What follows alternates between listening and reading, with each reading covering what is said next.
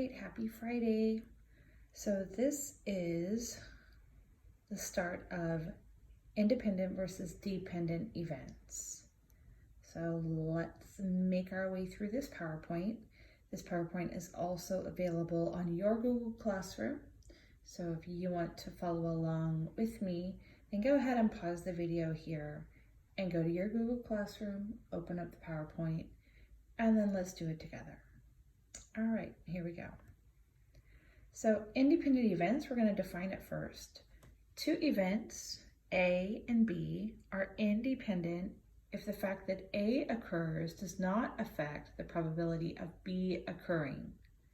Now, that doesn't really make much sense until you give it some examples. So an example is landing on the heads from two different coins. It doesn't matter if you land on a head or a tail from your first coin, the second coin is going to do its own thing. That makes it independent. Rolling a 4 on a die, then rolling a 3 on a second roll of the die. Those are independent because it's not like the die has a memory and decides, oh, I already rolled a 4, I'm not going to do it again. They're completely independent, which is why when we roll a die before we take a test, you got the same chance of rolling on whatever we call for. And the third one is choosing an item and replacing it, and then choosing again. So because you've replaced it, you've kept the probability, the denominator is going to stay the same. Remember, because that is your total. And if you're going to choose it, pull it out of a bag, for example, and then put it back in, your denominator is going to stay the same. So of course mathematicians like to not use words and use symbols. So let's go over what that means. The probability of A and B occurring, that would be P of A and B. All we're going to do is we're going to multiply the probabilities together. So we're going to find the probability of the first one and then multiply it by the probability of the second one. And that's going to give us the probability of both of them occurring. So let's use a symbol instead of words. So for the word and, we're going to use the upside down U. So look at the bottom blue line. The probability of A and B is the same thing as the probability of A times the probability of B. Now, spoiler alert, next week we're going to flip that upside down U right side up and it's going to mean something else. So try and burn it in your memory that the upside down U is and. All right, let's go over 3 examples. A coin is tossed and a 6-sided die, that's a regular die, is rolled. Find the probability of landing on a head and rolling a 3. So the coin and the die are completely independent from each other. So why don't we first find the probability of landing on a head? So remember, that's successes over total. So there's 1 head on a die, that's the numerator, and there's 2 different possibilities, head or tail, so 2 is your denominator. Probability of rolling a 3, well, there's only 1 3 on a die, and we just said it was 6-sided, so that would be the denominator is the 6. So there you have the probability of both of those events happening on their own. So remember, if we want to put them together, since they are independent events, we just multiply the probabilities together. So 1/2 times 1/6. Now here's your quick recap if you forgot how to multiply fractions. You simply multiply across. 1 times 1 is 1, and 2 times 6 is 12. So the probability is 1 out of 12. It's not a very good one. It doesn't happen very often. You could try an experiment and go grab a coin and grab the die that you used yesterday, and you could roll the die and flip the coin and record what you get. And 1 out of 12 should be a 3 and a head. Do you have to? No. But what else do you have to do? Practice number 2. A card is chosen at random from a deck of 52 cards. It is then replaced and a second card is chosen. Now picture that. You've got 52 cards, you're playing a little game, your friend picks a card, but then you put the card back. So you still have 52 cards when you choose the second card. That's what makes it independent. So the question is, what is the probability of choosing a diamond and then choosing a black 8? Since these two events are independent, let's find the probability of each one of choosing a diamond, and then we'll find the probability of choosing an 8. So how many diamonds are in the deck? That's right, 13. And there are 52 total. Let's find the probability of choosing a black 8. How many black 8s are in the deck? That's right, there are 2. And there's 52 total. So there's the probabilities, and all we're going to do is multiply them together since the events are independent. Once you multiply them together, don't forget to reduce your fraction, which you will definitely need to do. This is where that calculator comes in awfully handy, huh? If you didn't take a calculator home, next time someone goes to Walmart, you might ask them to spend $10 on you and pick up a calculator. All right, last one. A jar contains 3 red, 5 green, 2 blue, and that next part is hard to read, but is 6 yellow marbles. A marble is chosen at random from the jar. After replacing it, it's in red, but not because of the 3 reds. A second marble is chosen. What is the probability of choosing a green first and a yellow marble second? So let's find the probability of drawing a green. Well, obviously there are 5 green marbles, but how many marbles total are in the jar? I'll give you a moment to think about that.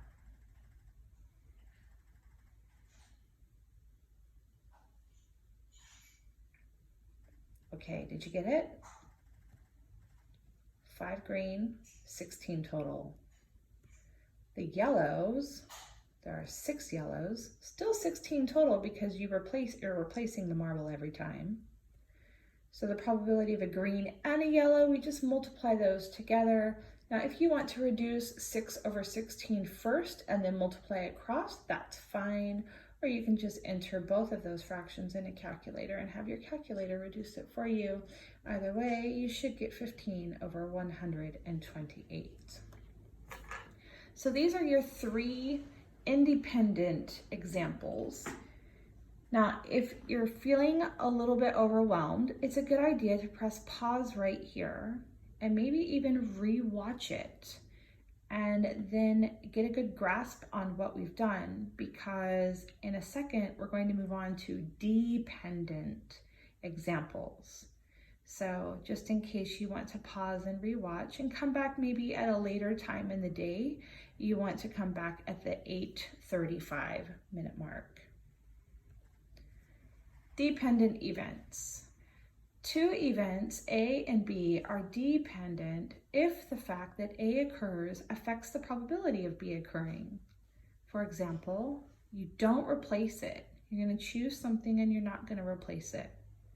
Now, I've also uploaded a Khan Academy video that goes over an example of this. So if at the end of this video you feel like watching another one with a Khan Academy guy voice, then that's on Google Classroom. So let's go over how we're going to write this symbolically. Probability of A and B occurring, we're still going to multiply them together.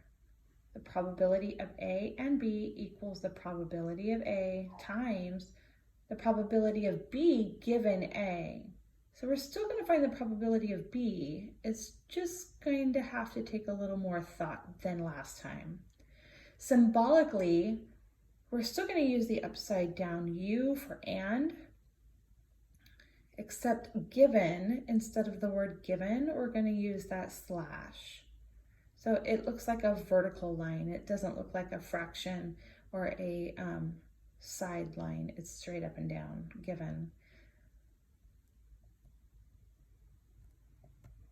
All right, so let's practice on number 4. A jar contains 3 red, 5 green, 2 blue, and 6 yellow marbles. So it's the same jar as before.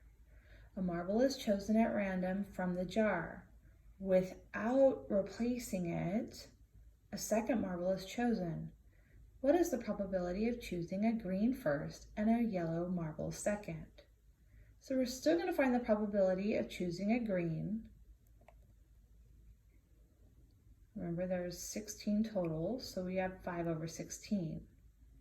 Now, we're going to assume that we actually picked out a green one because that's what we want. So now that the green one is out of the jar, how many marbles are left in the jar? This is how we're going to figure out the probability of drawing a yellow, given that we already have a green one taken out. So there's still 6 yellows left in the jar, but instead of 16 marbles, there's only 15 because of that green one that got taken out. So do you see how the probability of the yellow is different than finding the probability of a yellow given the green? The denominator is going to change. But we're still going to multiply those probabilities together. Remember, you can reduce the 6 over 15 if you want to first. You don't have to. You end up with 1 over 8 as that probability. Practice 5. An aquarium contains 6 male goldfish and 4 female goldfish. I have no idea how they could tell. All I know is Nate had a goldfish one time, and no, I think it was Jeremiah that had the goldfish. But Nate went in and fed the goldfish legit the whole container of goldfish food so that the water wasn't even water, it was just a gel, and Goldie died. We don't do well with animals here. Did you miss story time? All right, back to practice 5. An aquarium, 6 male, 4 female. You randomly select a fish from the tank. Do not replace it, and then randomly select a second fish. What's the probability that both fish are male? I'm going to give you a second to think about how you would do the problem. Okay, if you need more time, you can press pause. The probability of a male, there are 6 males and 10 fish altogether. Now if I want to draw another male, you assume that one male is already out of the tank. So now how many males are still left in that tank? 5 out of 9.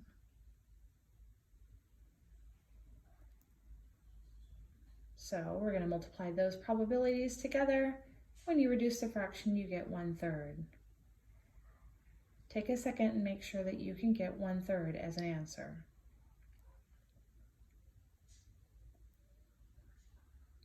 Okay, so if you need a moment to pause, go ahead and pause because we're just going to do one more thing together. We're going to figure out mathematically if you can tell if 2 events are independent or dependent. And you already know the way, but you just need a little help. Independent events. 2 events are independent if the following is true. The probability of A and B equals the probability of A times the probability of B. That's what we've been doing this whole time, right? We find the probability of the first one and then the probability of the second one, and then we multiply them together. Well, let's use that.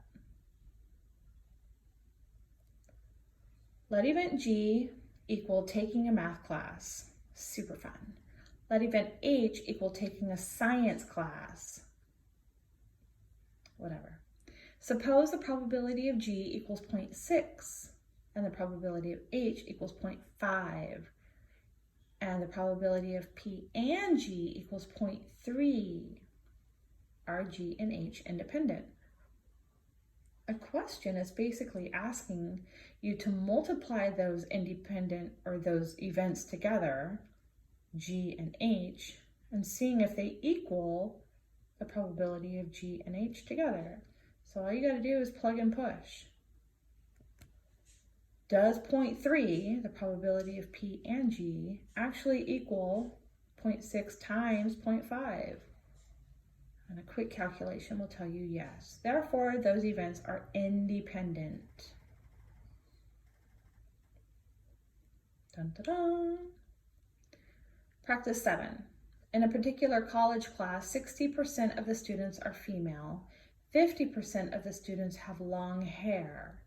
45% are female and have long hair. See that word and? It's a giveaway. Let F be the event that the student is female and L be the event that the student has long hair. One student is picked randomly. Are the events of being female and having long hair independent? Maybe press pause and see if you can't figure out how the setup is going to look.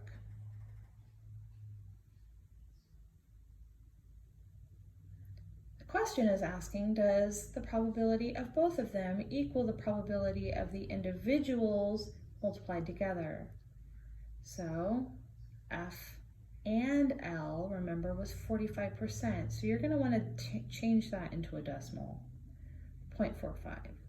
Does that equal 0.6 times 0.5? The answer is no. Therefore, they're not independent.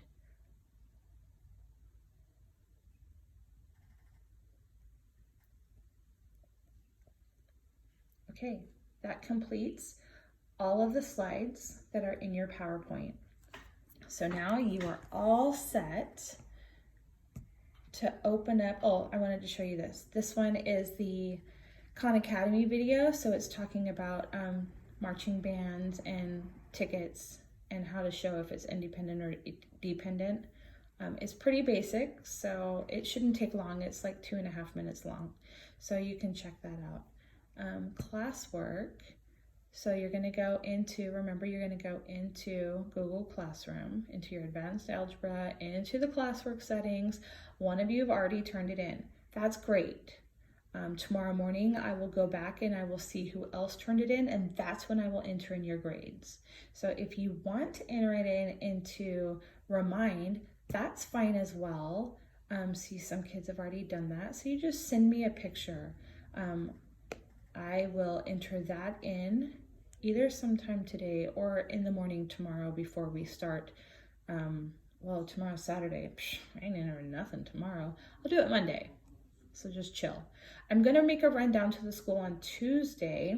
I mean, as long as martial law isn't put into effect. And I'm going to pick up any kind of paperwork that you dropped off. Now, hopefully you're not dropping off, but if you are, I'm going to go down and help you out. It's just easier for me if you can submit it digitally, but I understand if you can't. I'm not going to hold that against you. Anyway, so I hope that is helpful. Let me know through Remind if you have any questions. Other than that, I hope you guys have a great Friday, and I will talk to you again on Monday.